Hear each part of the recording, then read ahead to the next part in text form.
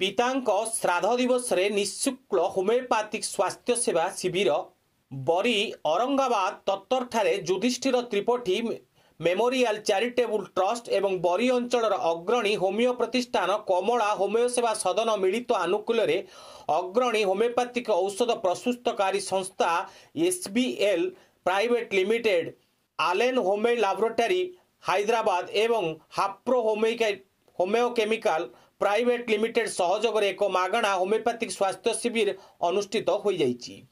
बरी अंचल विशिष्ट समाज सेवी तथा आदर्श शिक्षक स्वर्गत युधिष्ठिर त्रिपाठी एकविंश श्राद्ध वार्षिक अवसर में यह शिविर आयोजन करा। एही स्वास्थ्य सेवा शिविर को विशिष्ट शिक्षाविद कुंज बिहारी दास प्रदीप प्रज्वलन कर उद्घाटन करथिले।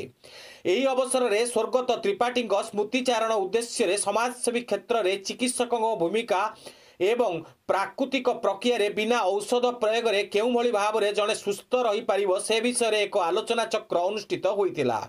प्रथमे युधिष्ठिर त्रिपाठी स्मृति उद्देश्य रे प्रथमे फटोचित्र रे पुष्पमाल्य अर्पण करा सहित नीरव प्रार्थना एवं सर्वधर्म प्रार्थना करा जायतिला। एही आलोचना चक्र रे भाग नहीं शिक्षाविद श्री कुंज बिहारी दास आध्यात्मिकतार प्रयोग दैनंदिन व्यायाम सुविचार सदाचारी खाद्य श्रम युक्त विश्राम निरामयता प्राप्ति करिथाए से विषय रे वर्णना करथिले। शिविर रे आवाहक युव समाजसेवी डॉक्टर विश्वनाथ त्रिपाठी सकारात्मक चिंताधारा कर्म तत्पर एवं विषाक्त मुक्त मानसिकता प्रत्येक मनीष को निरामयता रखि थाए बोली वक्तव्य रखिथिले। मुख्य वक्ता भावे मदन मोहन पति स्वर्गत त्रिपाठी जीवन आदर्श प्रत्येक व्यक्ति चिरकाल स्मरणीय होई रहिबो बोली मत व्यक्त करथिले।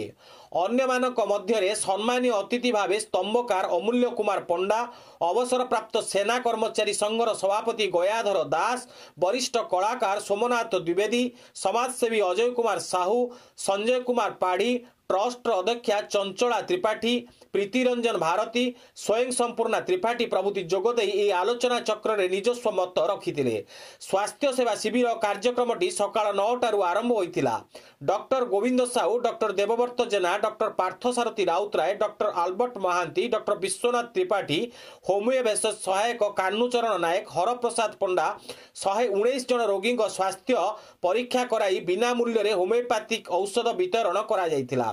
यही कार्यक्रम में चित्तरंजन त्रिपाठी सांबादिक प्रदीप महारणा ज्योतिरंजन त्रिपाठी प्रदोष कुमार प्रधान शिव प्रसाद साहू गणेश चंद्र नाथ प्रभाती त्रिपाठी प्रभृति सहयोग करथिले। जाभियर पब्लिक स्कूल अध्यक्ष रवींद्र कुमार त्रिपाठी धन्यवाद अर्पण करथिले। Bureau report Anudhyan TV.